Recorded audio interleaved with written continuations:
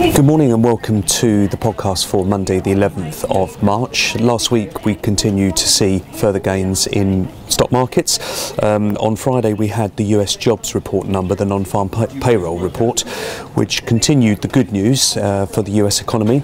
We saw a creation of 236,000 jobs, which was well above expectations. The top end of the range was a forecast of 200,000. And we also had a strong ISM number during the course of the week. This is the Forward-Looking Institute of Supply Management, looking at the sort of confidence factor for those people at the front end of the business cycle curve, and that number coming in around 55 against 53 expected. So that continued optimism in the US economy continues to drive money further into equities and pushing markets up to the sort of year highs at the moment. In terms of the week ahead, we have focus back on Europe.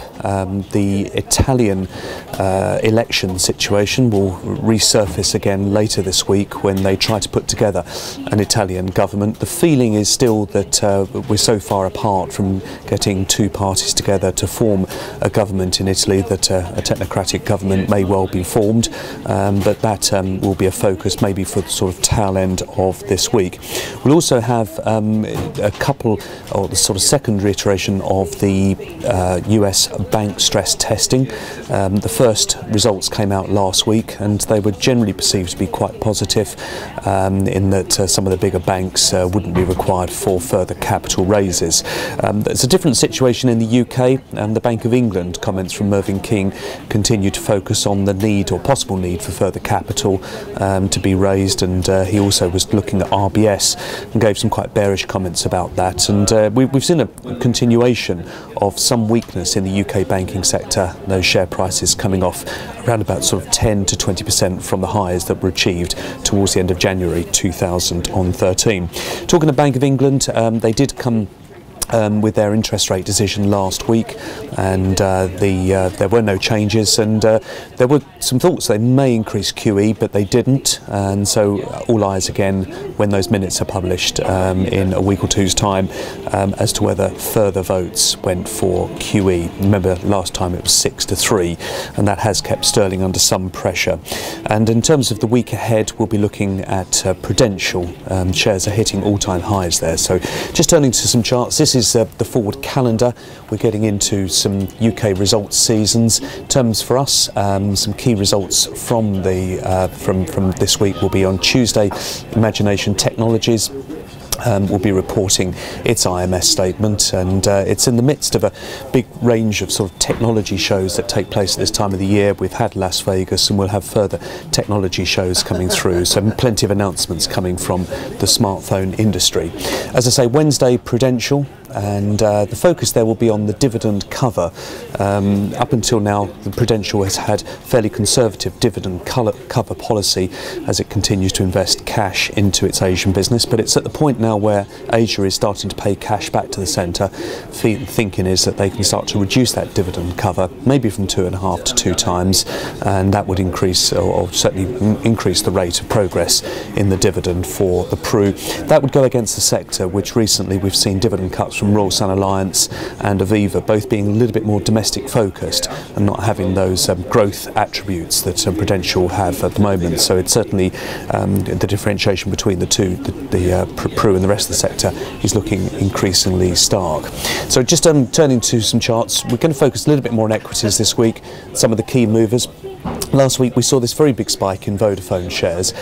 It's a sort of rehash of a story that came out from Bloomberg, that talks between Verizon and Vodafone took place as late as December 2012.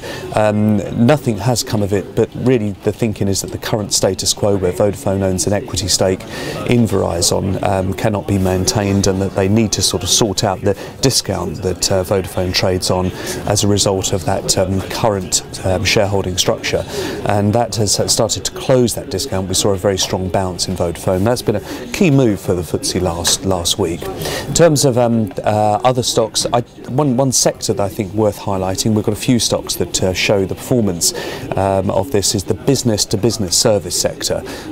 We've seen a whole host of results coming out from companies in this sector, and it's really just interesting to note the strength of the operational gearing as these companies are announcing results that are beating expectations, and indeed we're seeing 10 to 15% share price lift. So these are very short dated charts. This is a 1 week chart for Aggreko, but it shows that stock started the week at £17, did actually creep above £20 at one point during the week. This was Ashtead, again starting the week at around 5.15 and hitting very close to 600 pence a share during the course of that week. Serco is one that we do follow. We have a recommendation on Serco, and again you can see that at the start of this year the shares around 5.40 trading up at 6.30. We did actually see a sort of 7 or 8% movement. So it is, as I say, a continuation of a trend that we are seeing at the moment, that business to business seems to be a sector that not only is enjoying good profit growth but big share ratings as well. On the opposite side, dividend cuts really not going down very well at all. Royal Sun Alliance, we saw about 2 weeks ago cutting dividends and seeing a sharp price increase, decrease. Here is the price reaction to Aviva's move for cutting the dividend from 26 to 19 pence a share. So it shows how important dividends are at the moment as a prop to valuations on many of these stocks. Aviva, by the way, with that cut still yielding over 6%, but clearly at the moment being priced more as a bond than an equity. Just as I say, this is the chart for Imagination. This is a big stock for Killick & Co, and one which reports its results tomorrow, so we'll be watching that closely. Shares just up towards the top end of that recent range for Imagination. We have mentioned in the banks earlier that the US banks have had this sort of favourable stress test, but UK banks have been impacted somewhat by those comments from Mervyn King last week. We have seen a drop in Lloyds. It's still one of our preferred domestic plays there, and we would use the sort of recent weakness in Lloyds to accumulate at around this sort of 50 pence level. In terms of sterling, the sterling chart, which we've shown week after week now, continue to want to show. It's just because of the magnitude of the trend and the implications for UK business for this this currency devaluation that we're seeing at the moment. Think about retailers. Retailers have generally been poor performers. We have very few retailers that export.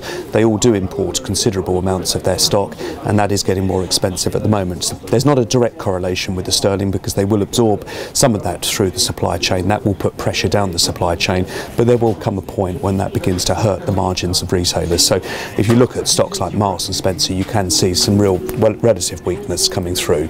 And then finally, this is the chart of the Pru. This is a very long dated chart. We go back to 2003 here, just to really highlight the fact that this is a stock trading at an all-time high at the moment, and all eyes for the Pru will be on Wednesday.